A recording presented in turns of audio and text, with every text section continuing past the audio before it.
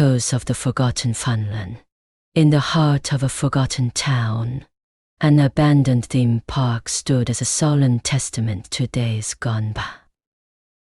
Its rusted rides and weathered attractions were like silent specters of the past, waiting for someone to breathe a life back into them. The once joyful laughter of children had long faded, replaced by an eerie silence that hung over the desolate grounds.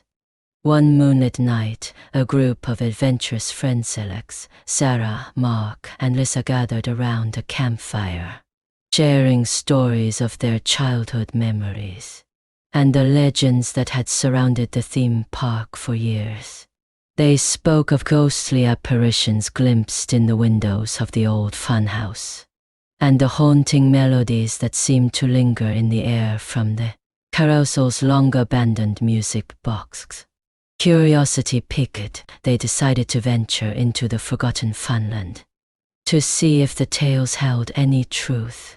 Armed with flashlights and a mix of apprehension and excitement, they pushed open the rusted gates and stepped into the shadowy realm of the park.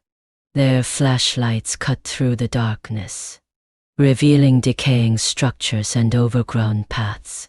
They found themselves drawn to the skeletal remains of the roller coaster, its tracks like twisted vines against the night sky.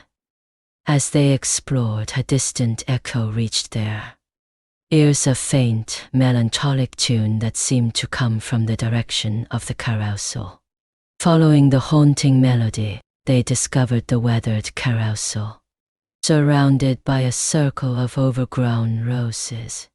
Moonlight danced on the cracked mirrors and chipped paint as they stepped closer, and the music box began to play on its own, the sound echoing through the stillness of the night.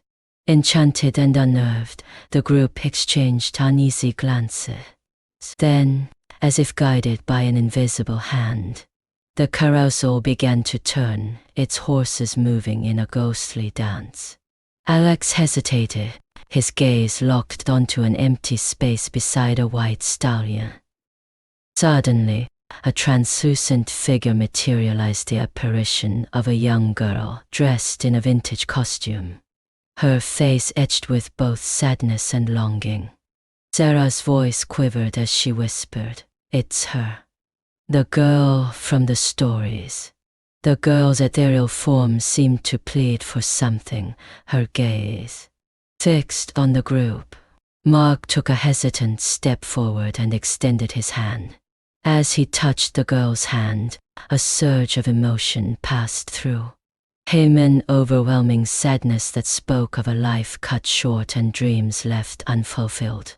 With the touch, memories flooded Mark's mind, a time when the park was alive with laughter. A time when the girl was alive.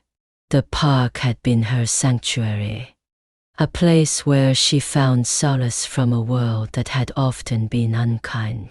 But tragedy had struck and her light had been extinguished within the confines of this very park. As the memories faded, the apparition looked at the group one last time, her expression a mix of gratitude and farewell. The carousel slowly came to a stop, the music dwindling into silence. The girl's form dissipated, and the group was left standing in the silence of the night. With a newfound understanding, the friends left the abandoned theme park, feeling a mix of closure and sadness. The park had held on to its memories, its stories, and the echoes of those who had once sought happiness within its gates. And as they walked away, they carried with them not just a tale of haunting, but a testament to the enduring power of memories and the souls that linger in forgotten places.